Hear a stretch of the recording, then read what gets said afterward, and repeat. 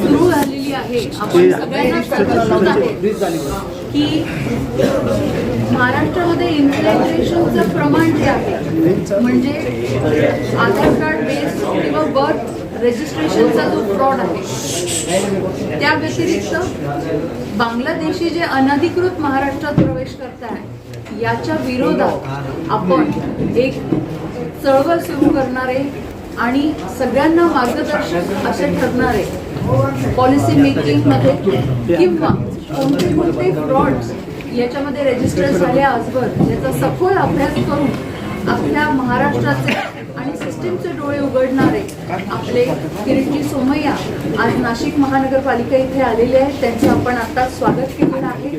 हा खूप मोठा आणि गंभीर प्रश्न आहे महाराष्ट्रातला आणि प्रत्येक ठिकाणी जाऊन प्रत्येक शहरात प्रत्येक जिल्ह्यात जाऊन अक्षरशः आपण बघता आहे मुंबई असेल मालेगाव असेल प्रत्येक ठिकाणी जिथे जिथे चुकीच्या नोंदी झालेल्या आहेत त्या स्टॅटिस्टिकली कुठल्या पद्धतीने आणि किती प्रकाराने हा जन्मतारखेचा किंवा जन्म नोंदींचा फ्रॉड होतोय याबद्दल सखोल माहिती प्रत्येक ठिकाणी घेतली जाते. आज आपल्या महानगरपालिकेत नाशिक महानगरपालिकेत किरीटजी यांनी एक बैठक घेतली ज्यामध्ये सगळ्या अधिकाऱ्यांकडनं आम्ही बेसिक डेटा मागवला आणि त्याचा निष्कर्ष जो आहे तो आम्ही आता काढणार आहोत आणि ह्याबद्दल सखोल माहिती आता आपण किरीटजींकडनंच घेऊया. मी त्यांना निवेदन करते की आपण पुढील माहिती ते बघितलं तर अजून FIR केलेली नाही तर त्याच गोष्टीसाठी कड साहेबांकडे पण फॉलोअप होतोय आणि आपले जे MOH आहेत ते पण त्याचं इन्व्हेस्टिगेशन करून त्यांची माहिती घेत आहे की ते कशा प्रकारचं आहे. ती गंगापूरची केसेस नागपूरची आणि त्यात लवकरात लवकर खुलासा आपण करूया. तुम्हाला ते आणखी सांगतो हिमगौरी ताई यांना मी धन्यवाद देतो. उपमहापौर महापालिका अधिकारी शहर भाजपा अध्यक्ष जो जन्म प्रमाणपत्र घोटाळा गेलं वर्षभर 2,33,000 खोट्या पद्धतीने करण्यात आलेल्या जन्म नोंदी जन्म प्रमाणपत्र रद्द करण्यात आले आहे. आता या घोटाळ्यात एक आणखी नवीन वळण आलेलं आहे. महाराष्ट्रात 5 गावं आतापर्यंत सापडली आहेत. ही संख्या वाढू शकते की त्याचं कॉम्प्युटर टर्मिनल हॅक केलं आणि 57,257 नावं त्यात घुसवण्यात आली. नाशिक मध्ये आणखीन एक घोटाळा समोर आलेला आहे. एक उदाहरण म्हणून मी आपल्याला सांगू इच्छितो. शेख नायदा नूर मोहम्मद हे तुम्हाला नंतर व्हॉट्सअप केलं जाईल. यांनी जे जन्म प्रमाणपत्र छापलं टोटल फेक. त्यासंबंधी माहिती मिळाली होती. गेले काही दिवस नाशिक आरोग्य विभाग म्हणजे आरोग्य अधिकारी महापालिका या संबंधी पोलीस चौकशी करत होते. आज त्यांनी मला सांगितलं हे प्रमाणपत्र फेक फोर्ज प्रमाणपत्र आहे.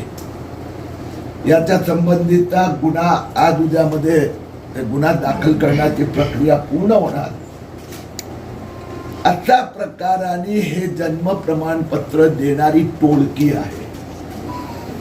मी पोलीस अधिकाऱ्यांना आग्रह केला आहे की हे एक नाही आहे, अशा अनेक. दुसरं एक आणखी घोटाळा समोर आला आहे. त्यात महापौर महोदया आणि आयुक्त या दोघांनी आणि जिल्हा आरोग्य अधिकारी की आपल्याकडे जे ऑनलाईन जन्म नोंद प्रणाली 1 जानेवारी 2016 पासून महाराष्ट्रात सुरू झाली. त्या पूर्वीची जी नावं होती ही यात वाढवायची होती. ते गेल्या 10 वर्षात काय प्रगती झाली नाही. आता त्या संबंधात देवेंद्र फडणवीस सरकारने निर्णय घेतलाय की विदिन अ इयर सगळं ऑनलाईन, म्हणजे जुने पण रेकॉर्ड. हे जुने रेकॉर्ड ऑनलाईन करताना एक आणखी नवीन घोटाळा समोर आलाय.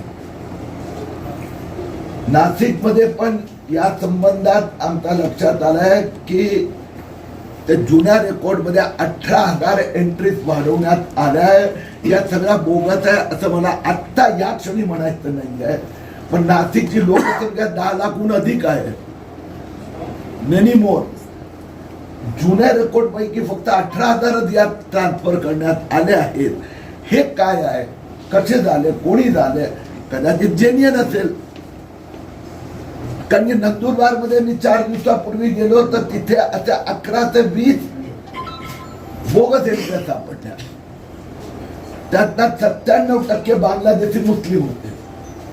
इथं मी महापौर महोदयांना विनंती केली आहे की या 18,000 एंट्रीची लवकरात लवकर चौकशी व्हावी. आपल्याला माहित आहे नाशिक जिल्ह्यातलं मालेगाव पोलीस अधिकाऱ्यांनी आता कन्फर्म केलं की 3,977 मालेगावचे सर्टिफिकेट बोगस होते, रद्द करण्यात आले. 1,043 लाभार्थींना आतापर्यंत आरोपी बनवण्यात आले आहे. Once again I will repeat, 3,977 रद्द, 4 FIR झाल्या आहेत, चौकशी चालू आहे. Chargesheet 1, chargesheet 2, chargesheet 3. आतापर्यंत 1,043 आरोपींना चार्जशीट मध्ये त्यांची नावं घेण्यात आली आहेत. त्यांना कोर्टाने बेलवर जामिनावर सोडलं आहे. मालेगाव बाबत कोणीतरी भ्रम पैदा करतोय. कोणालाही हे जे 3,977 लोकांनी फर्जी, खोटं बोलून, खोटं शपथपत्र किंवा बोगस दस्तावेज दाखवून जे जन्म प्रमाणपत्र मिळवले होते त्यापैकी एकालाही जन्म प्रमाणपत्र परत देता येणार नाही, शक्यच नाही. यांनी जर हिंदुस्थानात त्यांचा जन्म झाला आहे त्याचे पुरावे जर आणले कोणीही तर निश्चित त्या संबंधित प्रक्रिया आहे. आणि म्हणून नाशिकचे कुठले तरी नेते असे वल्गना करत असेल की सबको वापस दिलावे, एक काला पण मिळणार नाही. धन्यवाद. आपण संमेलन करून त्यांना भारताचं नागरिकत्व मिळण्यात कुणाची ताकद नाही. पोलिसांनी काय रिपोर्ट दिला हे तुम्ही बघितलं असेल तर मला माहिती नाही, मी तर नाही बघितलं. एक बायका लालायचा मिळाय, एक की ज्यांनी त्याचा भारतात जन्म झाला आहे, भारतात कुठेही त्यांचं भावाचं, बहिणीचं, आईचं, बाबाचं एकाने पण दिलं नाही. ज्यांनी दिलं त्यांना प्रमाणपत्र मिळालंय. म्हणजे पोलिसांचं काम जे आहे, पोलीस प्रशासनाचं काम, जिल्हाधिकारी असो, महापालिका असो, नगरपालिका, त्यांचं की तू 52 वर्षाचा झाला, तू 42 वर्षाचा झाला, तू 42 वर्ष काय करत होता, तुझे 42 वर्षाचं वास्तव्याचे पुरावे, तुझा घरचा एखादा जन्माचा पुरावा. एसओपी देवेंद्र फडणवीस सरकारने काढले, खूप सोपी आहे. तुमचा इथे जन्म झाला याचा पुरावा द्या. एकानेही दिलेला नाही. न्यायालयात गेले, अर्धा डझन याचिका मुंबई उच्च न्यायालयात, नागपूर येथे झाला. एकही याचिकावर एक पण सुनावणी ती मागणी केली नाही याचिका करणार. म्हणून मुद्दा जो आहे ना, ते जे बांगलादेशीचं समर्थन करणारा असेल तो म्हणणार याला बांगलादेशी सिद्ध कर. मी म्हणतो बाद में देखेंगे, पहिले तो हिंदुस्थानी आहे हे तर सिद्ध करू दे. इन्व्हेस्टिगेटिव्ह एजन्सीने पद्धती अशी अवलंबलेली आहे की त्याचा इथे जन्म झालाय त्यातच त्याच्याकडे एकही पुरावा नाही. चार्जशीट झाली.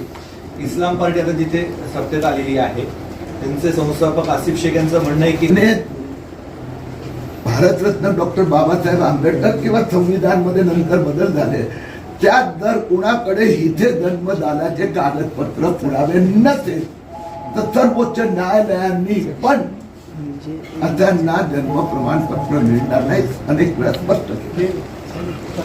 ते संपूर्ण तो